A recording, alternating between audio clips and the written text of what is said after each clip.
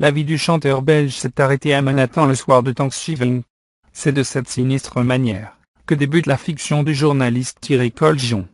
Un décès fictif qui lui sert à retracer la carrière du maestro selon Le Figaro. Stromae est mort à New York. C'est le titre pour le moins intrigant du livre du journaliste belge Thierry Coljon. Dans cet ouvrage qui sera publié par les éditions La Miroir, le 1er octobre prochain, l'écrivain a imaginé une fin tragique pour le célèbre chanteur. Il est vrai que les rumeurs les plus inquiétantes avaient couru après l'annulation de son concert à Minneapolis en septembre 2015. Mais de là à le faire passer de vie à trépas, il y a justement un pas que l'auteur n'hésite pas à franchir. L'auteur utilise le décès du maestro bruxellois comme prétexte pour retracer la vie de l'artiste. Qui était réellement Stromae de son vrai nom Paul Van Ave? Pourquoi son immense carrière s'est-elle arrêtée à Manhattan?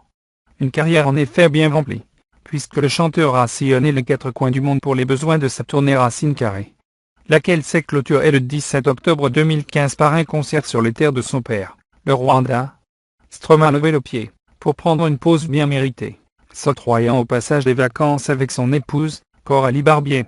Depuis, l'artiste aux millions d'albums vendus, Racine Carrée s'est écoulé à plus de 2 millions d'exemplaires en France, s'est montré très discret dans la presse. C'était donc sans compter la sortie prochaine du 2e livre de Thierry Coljon. Une sortie qui, pour l'instant, n'a pas fait réagir le principal intéressé.